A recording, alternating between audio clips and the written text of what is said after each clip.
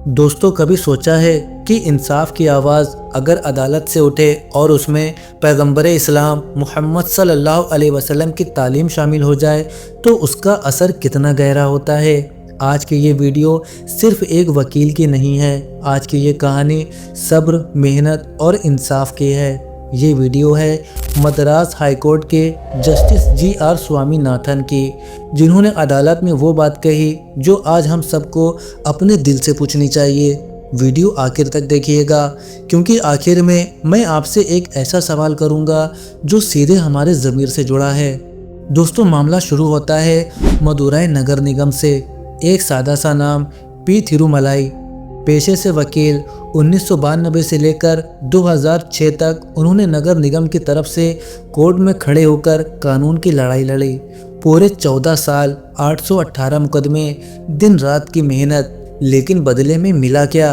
13,05,000 रुपए की फीस जो साल दर साल फाइलों में दबती चली गई।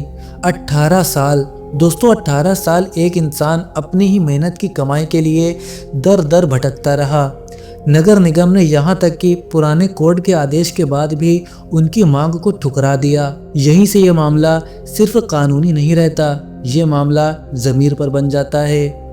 जब ये मामला मद्रास हाई कोर्ट पहुँचा तो सुनवाई कर रहे थे जस्टिस जी.आर. स्वामीनाथन। सुनवाई के दौरान जज साहब ने ऐसी बात कही जो आज हर जगह गूंज रही है। उन्होंने फरमाया, मजदूर की मजदूरी उसका पसीना सूखने से पहले अदा कर देनी चाहिए।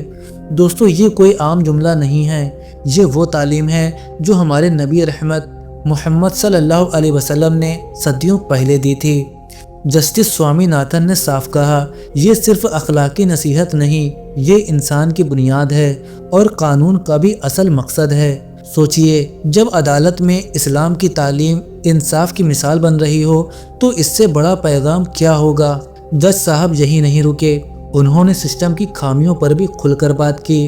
उन्होंने कहा, एक आम वकील अपनी जायज़ फीस के लिए सालों तक लड़ रहा है और दूसरी तरफ सरकार बड़े बड़े वकीलों को मुंह मांगी फीस दे रही है। उन्होंने इसे शर्मनाक हालात बताया।